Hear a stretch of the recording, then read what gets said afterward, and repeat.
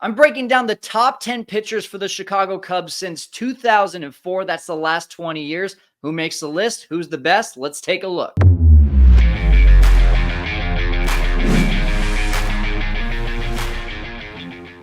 All right, Setup Nation, I put the absolute best list together for the top 10 pitchers in the last 20 years for the Cubs. I put my heart and soul in this thing. It took hours and hours of research, but I want to know what you think.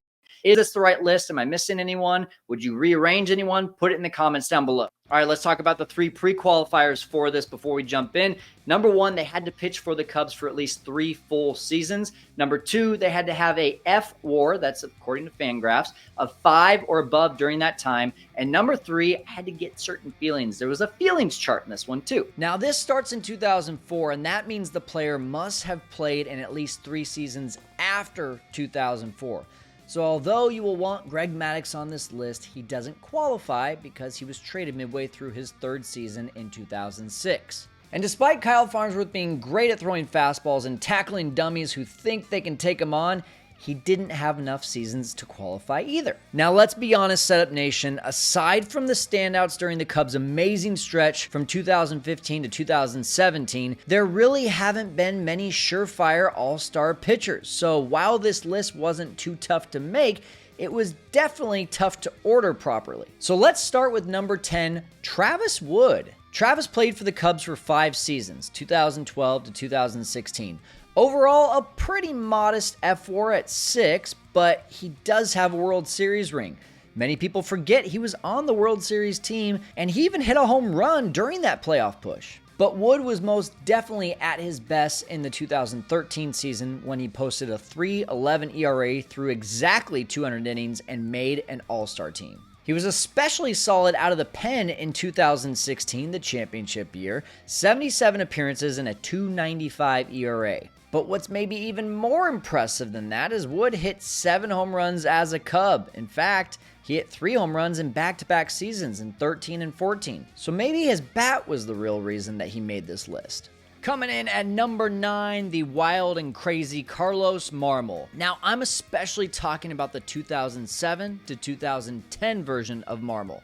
This dude made batters look like fools every single time he came in. Half the time, I don't think he even knew where the ball was going, but luckily, the hitters didn't either. In 2007, as a setup man, Marmol actually received MVP votes. He had a 1.43 ERA and struck out 96 batters in 69 innings. The next 2 seasons, Marmol dabbled as the closer every once in a while, but he was handed the full-time job in 2010.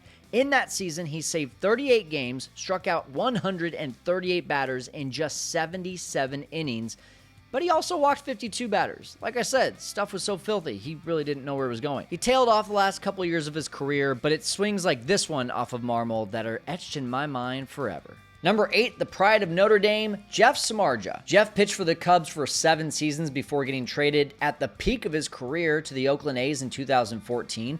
Samardzija had a 10.4 F-WAR in his time with the Cubs. He made the All-Star team right before getting traded to the A's, and while he did have a losing record in his 7 seasons, you have to source the timing. He didn't play on very many good Cubs teams. Overall, he started 99 games, came out of the bullpen for 123, and posted a 3.85 ERA. 2012 was truly when he made the transition into a full-time starter. As a starter from 12 to 14, he posted a 3.70 ERA. He started 94 games and averaged over 200 innings in those 3 seasons. And of course, the trade to the A's may have won the Cubs the World Series. They got Addison Russell in return for Samardzija, and Russell was arguably one of the major reasons for the Cubs' success in 16. Jason Hamill was also in this trade, and while he wasn't on the World Series roster, he was absolutely a major reason for the Cubs' 103-win season. Number 7, how could we ever leave Kerry Wood off this list? Now, this one was heavy on the feelings chart. Despite only posting a 5.8 F-WAR in the 5 seasons that he qualifies for, he stole the hearts of Cubs fans long before that. Most famously known for his 20 strikeout game in his 5th ever Major League start. Here comes the hook. Got him! 20 strikeouts! He ties the Major League record. He won Rookie of the Year in that 1998 season when he was 21 years old and was forever a fan favorite in Chicago. Wood had some great years before 2004, including his best season in 2003 when he started 32 games and posted a .320 ERA. But by the end of his Cubs career, he was limited to the bullpen. He was actually the closer in 2008 when the Cubs won the division, and after playing for Cleveland and the New York Yankees, he came back to Chicago to finish his career as a Cub, most notably ending his Cubs career much how he started it, with a strikeout. Wood was inducted into the Cubs Hall of Fame in January of 2024. Number 6, a friend of the show, Ted Lilly. Lilly, while he didn't play for long with the Cubs, could go toe-to-toe with just about anyone on this list. In fact, besides our number 1, who will be named soon, Lilly was the second in average F-WAR per season.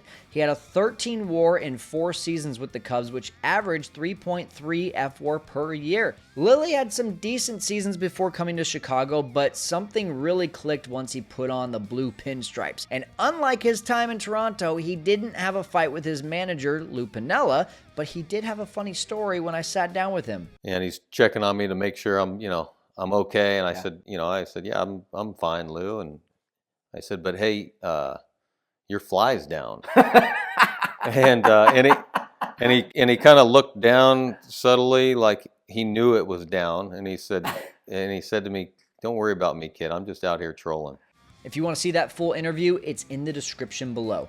Lilly only threw in 1 postseason game during his time in Chicago, and although it didn't go well, he definitely made his mark on the Cubs and deserves a spot in the top 10 for the previous 20 years. Number 5, one of Lilly's best friends, Ryan Dempster. Dempster was not only an interesting story on the field, he was pretty interesting off it as well. Known for his class clown personality, he was loved by Cubs fans, especially because of his Harry Carey impressions. What a handsome fella that guy is.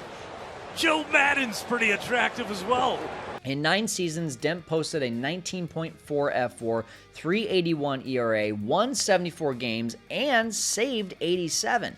And really kind of came out of nowhere. The Cubs signed him going into the 2004 season, and they didn't even know if he would pitch much that year. After a below-average career with the Marlins and Reds, and after an injury, Cubs fans were really not expecting much. But in 2005, Dempster shocked the Cubs fans by saving 33 games and posting a .313 ERA. Another major shock came 3 years later when, after a rough season as the Cubs closer, Dempster requested to get a look as a starter. Now, typically, if you don't have success pitching 1 inning at a time, you aren't likely to find success pitching 5+ innings at a time. But again, Dempster shocked the Cubs fans. In 2008, he posted a 17-6 record and a .296 ERA. For the next 5 seasons, Dempster won 65 games and threw just shy of 1,000 innings. And like Jeff Samardzija, Dempster's trade may have won the Cubs the World Series. The Cubs sent Dempster to the Rangers in 2012 and got Kyle Hendricks in return. And that brings us to number 4 on the list, the Professor, Kyle Hendricks. Now, this is where the list gets super subjective, and some of you might not agree with me. You might think that Kyle deserves to be higher. If so, I don't necessarily disagree. It really was tough to decide where the guy who started the biggest game in Cubs history goes on this list. Kyle's one of those guys that because he doesn't light up the radar gun or rack up a bunch of strikeouts, you truly forget how good he is. Listen to this. In 10 seasons, Hendricks has had a 25.2 F-WAR. He has started 246 games and won 93 of them. He's thrown nearly 1,500 innings, and he has a strikeout to walk rate of 3.65. 2016 was far and away his best season. He led the league with a .213 ERA and came in 3rd place for the Cy Young. Had it not been for a below-average outing against the Reds to end the season, Hendricks would have finished the season with a ERA under 2. It would have been really tough not to name him Cy Young with a stat line like that. And in that 2016 postseason, Kyle Hendricks not only started Game 7 of the World Series, but he was virtually untouchable for the entire postseason, starting 5 games and posting a .142 ERA. Right behind Hendricks at number 3 is the guy who came in to relieve Hendricks in the biggest game in Cubs history, Jon Lester. Big John pitched for 6 years for the Cubs, started 171 games, won 77 of them, and threw just over 1,000 innings while posting a 3.64 ERA. Like Hendricks, his best season as a Cub was 2016 when he was the runner-up for the Cy Young, winning 19 games and posting a 2.44 ERA. Lester was a true savior for Chicago and really the start of what felt like a real World Series run. When Lester signed with the Cubs in 2015, all of baseball got whiplash. The Cubs were coming off an 89-game losing season, and despite hiring Joe Maddon, most people thought they were still a couple years away from being any good. But when Lester signed with the Cubs to a 6-year, $155 million contract, that sped up the timeline. And one of the most shocking parts of the 2016 season was when Jon Lester came in for his only relief role in a Cubs uniform, relieving Kyle Hendricks while being on just 2 days rest. He came into Game 7 of the World Series, 3 innings, 1 run given up, and it looked like he was going to be the winner of Game 7 and be etched into Cubs history, but we all know what happened after that. Heart attack, celebration, followed by another near heart attack, and then the big celebration. Whew. And while Lester did end his career on the dark side, I think we can all look past that, right, Setup Nation? Here we go, number 2, and number 1 will be pretty obvious from here. It's Big Z, Carlos Zambrano. Now, Zambrano did have one of the more controversial careers as a Cub, whether it was fighting with teammates like Michael Barrett, screaming at umpires, pumping his fists, and showing up opposing batters. No one really should get in Big Z's way. But for the Cubs fan, that was an easy ticket into their hearts. And this is why he was able to surpass Hendricks and Lester on this list, the feelings factor. Not to mention, he pitched for the Cubs for 11 years and posted a 30.3 FWAR. During those 11 seasons, Zambrano started 282 games, had a record of 125 against 81 losses, threw over 1,800 innings, and the first Cubs no-hitter in over 36 years. If you don't remember that day, it was actually against the Astros in Milwaukee. You heard me right, the Houston Astros in Milwaukee. That was shortly after Hurricane Ike, and the Astros were unable to play in their home ballpark. Either way, Big Z was just dealing that day. Not to mention, the guy could mash. Zambrano hit 23 home runs in his Cubs career, including 6 in 2006. Big Z went on to win 3 Silver Sluggers and also appeared in 3 All-Star games in his time in Chicago. And that brings us to our number 1 pitcher for the Chicago Cubs in the last 20 years. Since 2004, this should be no surprise. It's Jake Arrieta. Arrieta came over to the Cubs along with Pedro Strop from the Orioles in 2013 for Scott Feldman and Steve Clevenger. Great job, Theo. Arrieta looked like the second guy who just kind of tagged along in a trade, but he went on to have one of the best 4-year stretches for a Cubs pitcher ever. In 4 years, Arrieta posted an 18.3 FWAR, won 64 of his 119 starts, threw 751 innings, and had an ERA at just 2.67.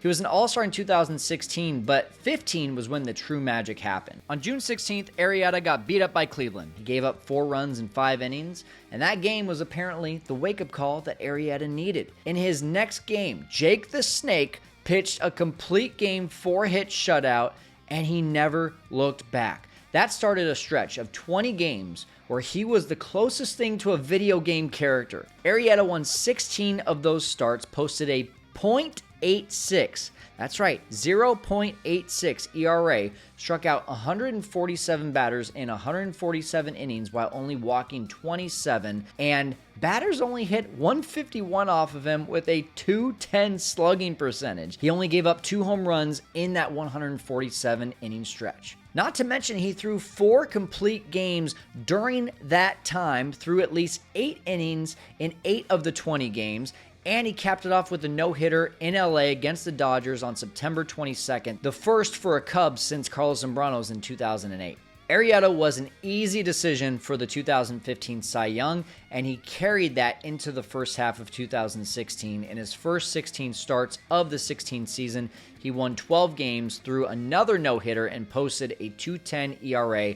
Arrieta was unhittable for 36 consecutive starts to combine the second half of 15 and the first half of 16, something we may never see again. And for that reason, he's easily the #1 pitcher for the Cubs in the last 20 years. Let's look at some of our honorable mentions. Sean Marshall was actually the only one that I did have a tough time leaving off this list. He qualified with 6 seasons and a 7.5 WAR. It was really tough leaving him off this list, but the rest didn't quite qualify. You had Yu Darvish, who a lot of fans remember him and were disappointed that he left, but he actually pitched less than 300 innings in his time, and he only won 15 games. He was the runner-up Cy Young during the COVID season, but does that really count? Pedro Strop, definitely wanted to see him on here, but less than 5 WAR. Jose Quintana definitely qualified for the WAR. He qualified for the number of years, but I just couldn't quite get him on this list with an ERA over 4 as a Cub. And we lost Dylan Cease and Eloy Jimenez in a trade for him, so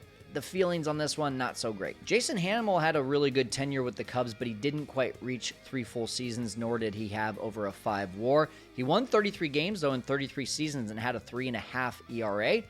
And Matt Garza didn't pitch 3 full seasons, but man, did he have a great first year with the Cubs, 4.7 WAR in his first season with Chicago. All right, Setup Nation, what did you think of the list? Put it in the comments down below. I want to know what you would have changed about this. And if you love pitchers, you're going to love the next video with Jim Deshaies as we break down the upcoming 2024 Chicago Cubs season.